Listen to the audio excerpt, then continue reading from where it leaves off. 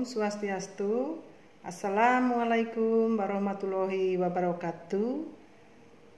Selamat berjumpa kembali peserta didik baru di hari ketiga ini dalam kegiatan MPLS di SMP 5 Abian Semal.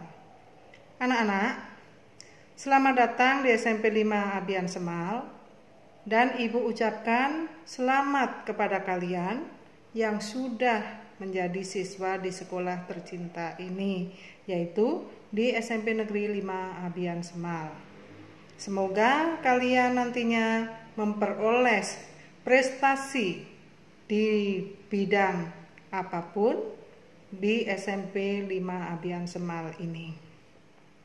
Baiklah anak-anak, dalam kesempatan ini Ibu memberikan materi yaitu mengenai tata krama siswa. Tata krama siswa, kalian sudah tidak asing lagi mendengarkan istilah tata krama. Baiklah, kita langsung saja mengenai apa itu pengertian tata krama. Tata krama itu terdiri dari dua kata, yaitu tata dan krama. Sedangkan tata itu adalah adat, aturan, ataupun norma, ataupun juga peraturan. Sedangkan karma sendiri adalah sopan santun, kelakuan, tindakan, perbuatan, ataupun tingkah laku. Jadi ada dua kata, yaitu tata dan krama. Sehingga apa itu tata krama sendiri? Yaitu adat, sopan santun, kebiasaan dalam tata susila di kehidupan sehari-hari. Atau bisa diartikan juga bahwa tata krama itu adalah merupakan etika atau estetika. Tata krama juga disebut sebagai sopan santun. Apa itu? Karena tata krama itu merupakan etika dan perilaku, biasanya berupa aturan tidak tertulis, ya, yang harus kita lakukan atau kita taati. Jadi aturan itu tidak tertulis yang harus kita taati dan kita jalankan dalam kehidupan bersosial di masyarakat. Kata sosial sendiri yaitu memiliki arti luas, tidak hanya berfokus kepada masyarakat di lingkungan rumah saja, melainkan juga masyarakat di lingkungan sekolah, seperti guru dan warga sekolah lainnya. Mengingat bahwa tata krama termasuk sikap yang penting untuk menjalankan kehidupan sehari-hari, yaitu sebuah kehidupan yang lebih baik, ya, termasuk di sekolah, maka sikap tersebut perlu kita tanamkan sejak masih kecil, bahkan sampai kita sudah menjadi dewasa dan tua. Oleh sebab itu, sekolah perlu mengadakan pembinaan terhadap siswa dalam rangka memupuk sikap tata krama tersebut, agar nantinya mereka atau kalian tumbuh menjadi pelajar yang memiliki akhlak yang mulia. Tata krama dilakukan di mana saja, ya, diperlakukan di mana saja, sampai kapanpun itu harus kita lakukan. Pengalaman menunjukkan bahwa tata krama itu dapat menciptakan kebaikan, keselarasan, kedamaian, kebahagiaan, bahkan keselamatan. Jadi tata krama itu penting sekali dalam kehidupan sehari-hari. Apa perwujudan tata krama itu? Perwujudan tata krama dalam pergaulan, ataupun bagi pelajar, untuk kamu semuanya. Ada 3 hal, yaitu tata krama yang ada di lingkungan keluarga, Ada tata krama di lingkungan sekolah dan ada tata krama di masyarakat. Tata krama di lingkungan keluarga. Kenapa di lingkungan keluarga atau di rumah? Keluarga merupakan tempat pertama dan utama dalam pembentukan jati diri, karakter, kepribadian seseorang yang berhubungan langsung dengan anggota keluarga. Jadi penting sekali tata krama yang ada di dalam keluarga, karena pertama kali kita itu hidup di dalam lingkungan keluarga. Contohnya apa? Tata krama di lingkungan rumah atau di dalam keluarga, misalnya menghormati orang tua dan melaksanakan perintahnya dengan sebaik-baiknya. Menyambut ajakan orang tua atau keluarga dengan wajah yang gembira. Ada lagi contohnya, misalnya yang ketiga, menghormati orang yang lebih tua dengan menyayangi orang yang lebih muda. Jadi menghormati kepada orang yang lebih tua dan menyayangi orang yang lebih muda.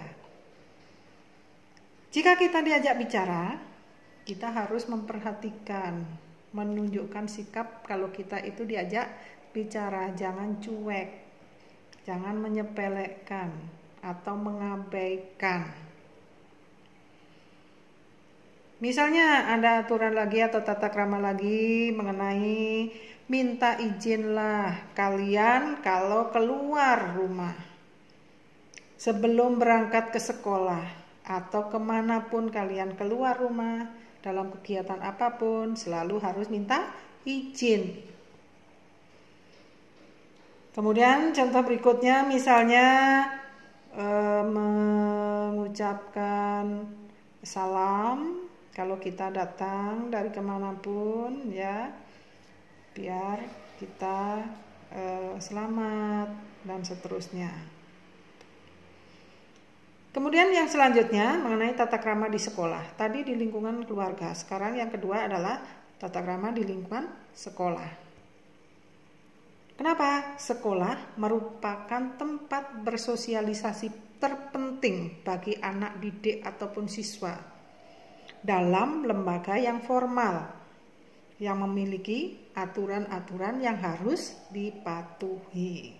Di sekolah punya aturan, tata tertib itu yang harus kita patuhi. Misalnya apa saja? Bersikaplah sopan kepada guru dan karyawan. Mengucapkan salam juga kepada, kalau kita ketemu guru, ketemu bapak kepala sekolah, pada ibu bapak karyawan atau pegawai dan teman-teman semuanya. Kemudian mematuhi tata tertib itu yang terpenting. Jangan sampai terlambat ke sekolah atau mendahului pulang dari sekolah. Misalnya berbarislah di depan pintu dengan rapi, ya. Kemudian masuk ke dalam sekolah, kelas itu juga haruslah rapi dan tertib. Kemudian duduk dengan sopan. Tidak boleh menaikkan kaki di atas meja atau di atas bangku, ya. Duduklah dengan sopan. Perhatikan guru jika beliau mengajar, bapak ibu guru yang sedang mengajar atau menerangkan pelajaran. Yang terpenting, kalian sebagai siswa tidak boleh merokok atau apalagi narkoba. Itu tidak boleh sama sekali. Jadi itulah contoh-contoh dari tata krama yang ada di sekolah. Kemudian yang ketiga lagi, yang Ibu sampaikan tadi adalah tata krama di lingkungan masyarakat. Jadi kita hidup itu di dalam lingkungan keluarga, di lingkungan sekolah, dan di dalam masyarakat. Sekarang yang ketiga adalah di dalam masyarakat. Sebagai contoh, misalnya, kita hidup di lingkungan Banjar tertentu, Banjar A misalnya.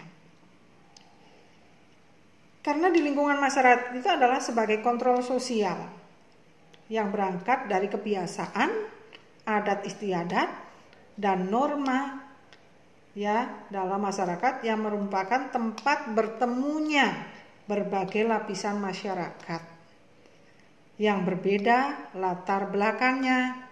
Jadi dalam masyarakat itu mempunyai latar belakang individu yang berbeda-beda. Maka perlu kita harus menanamkan tata krama itu.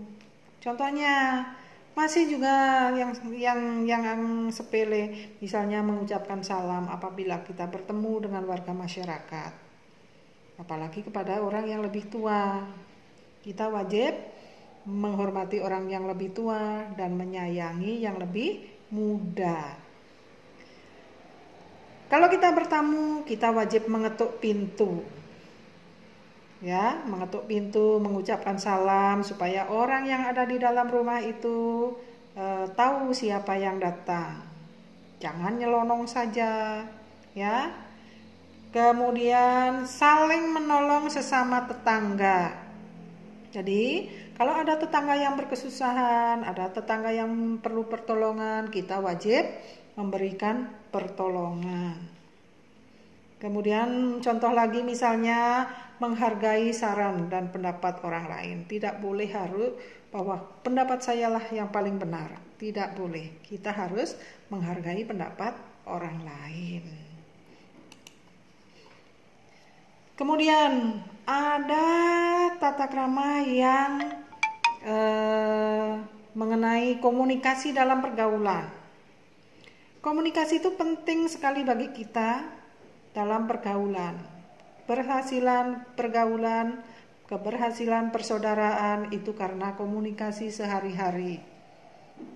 Ya, misalnya perlakukan orang lain sebagai kita memperlakukan diri kita sendiri. Hormatilah orang lain seperti kita menghormati diri kita sendiri. Ya. Menyadari adanya perbedaan individu.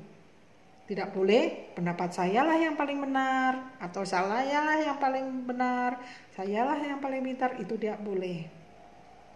Kemudian memupuk rasa percaya diri dan rela berkorban. Itu komunikasi yang penting. Kemudian ada jenis-jenis tata krama. Apa saja jenis-jenis tata krama itu? Misalnya ada tata cara berbicara, ya. Tata cara bergaul itu ada tata caranya. Kemudian misalnya tata krama berbicara apa saja? Dengan siapa kita bicara? Ya, lihat siapa yang ngajak kita bicara. Kalau kita yang mengajak bicara itu orang yang lebih tua, kita harus sopan menjawab pertanyaan-pertanyaan atau pembicaraan dari lawan bicara kita. Kemudian menggunakan kalimat yang tepat. Tidak boleh kita itu nyeleweng ataupun bercanda yang berkelebihan kepada orang yang lebih tua. Misalnya lagi mana? Tempat di mana kita berbicara. Jadi, kalau tempat yang formal, kita harus berbicaralah yang non formal. Kalau kita di sawah misalnya, berbeda dengan kita berbicara di sekolah. Nah, itu kita harus tahu di mana tempat kita berbicara. Atau mungkin di lapangan, tidak sama halnya dengan kita berbicara di dalam kelas. Ya, ada hal-hal atau sikap yang tidak boleh dalam pembicaraan. Misalnya, memotong pembicaraan orang lain. Jadi kalau ada orang yang masih ngobrol, kita potong dengan candaan kita, itu tidak boleh. Atau menguasai pembicaraan. Kalau ada yang masih ngomong, berbicara, kita sendiri yang ngomong, terus orang yang kita ajak ngomong tidak beri kesempatan untuk berbicara, itu tidak boleh. Jadi tidak boleh menguasai pembicaraan. Kita harus ada interaksi ataupun timbal balik. Kemudian ada juga tata krama yang pergaulan, bergaul, cara-cara kita bergaul. Ya, beberapa hal yang penting dalam etika pergaulan itu adalah siapa yang kita hadapi. Apakah itu teman, orang tua, atau guru, atau pemuka masyarakat yang lainnya. Jadi bagaimana cara kita bergaul? Ya, itu harus kita perhatikan. Kemudian tempat di mana kita berbicara. Ya, dalam pergaulan itu ada etikanya, ada tempat, ada yang siapa yang lawan bicaranya. Itu harus benar-benar kita perhatikan. Yang berikutnya, yang ketiga, itu adalah tata cara berpenampilan. Bagaimana tata cara berpenampilan? Ya, supaya kita kelihatan indah dipandang mata ataupun menyenangkan pihak lain. Yang pertama, kita harus rapi, pantas, tetapi sederhana. Ya, yang penting rapi dan pantas. Kemudian apabila kita dengan kesederhanaan. Kemudian penampilan yang kedua, cara berpakaian. Cara berpakaian itu juga harus disesuaikan di mana tempatnya. Kita harus menggunakan pakaian tersebut. Karena kita sebagai siswa, kita harus menggunakan pakaian seragam sekolah yang sudah ditentukan oleh peraturan yang ada di sekolah. Misalnya, pakaian harus dimasukkan kemeja ke dalam rok ataupun kemeja ke dalam celana. Menggunakan dasi, menggunakan ikat pinggang, itu yang wajib kita lakukan.